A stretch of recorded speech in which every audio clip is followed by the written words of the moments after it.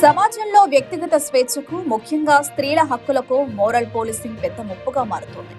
ఒక వ్యక్తి ఏం ధరించాలి, ఎలా ప్రవర్తించాలి అనే విషయాల్లో ఇతరులు జోక్యం చేసుకోవడం ప్రజాస్వామ్య విలువకు విరుద్ధం. వస్త్రధారణ అనేది వ్యక్తిగత ఎంపిక. అది స్త్రీల గౌరవం, స్వేచ్ఛ, ఆత్మగౌరవంతో నేరుగా ముడిపడి ఉంటుంది. ఈ అంశంపై జనసేన నేత, నటుడు నాగబాబు స్పష్టంగా స్పందించారు. వస్త్రధారణ స్త్రీల వ్యక్తిగత హక్కు, మోరల్ పోలీసింగ్ రాజ్యాంగానికి వ్యతిరేకమని ఆయన వ్యాఖ్యానించారు. వ్యక్తిగత నిర్ణయాలను ప్రశ్నించే హక్కు ఎవరికీ లేదని, సమాజం ముందుగా మహిళల ఎంపికలను గౌరవించడం నేర్చుకోవాలి అని ఆయన పిలుపునిచ్చారు. భారతదేశంలో మోరల్ పోలీసింగ్ రాజ్యాంగ విరుద్ధమని న్యాయస్థానాలు పునరావృతంగా స్పష్టం చేశాయి. భారత రాజ్యాంగంలోని ఆర్టికల్స్ 14, 19, 21ల ప్రకారం ప్రతి పౌరుడికి సమానత్వం, స్వేచ్ఛ, గోప్యత, గౌరవంతో జీవించే హక్కులు కల్పించబడ్డాయి.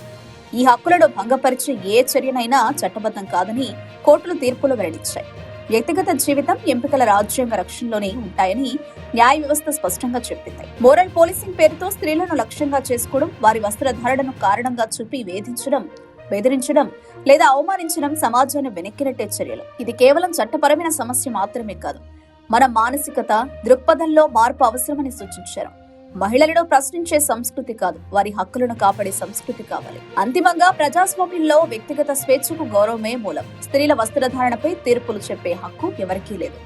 రాజ్యాంగం ఇచ్చిన హక్కులను గౌరవిస్తూ మోరల్ పోలీసింగ్ కు స్పష్టమైన నో చెప్పాల్సిన సమయం ఇది. సమానత్వం, గౌరవం, స్వేచ్ఛతోనే ఒక సమాజం నిజంగా ముందుకు సాగుతుంది.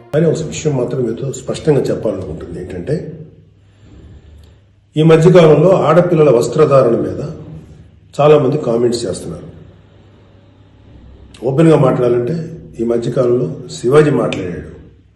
Shivaji is not my target.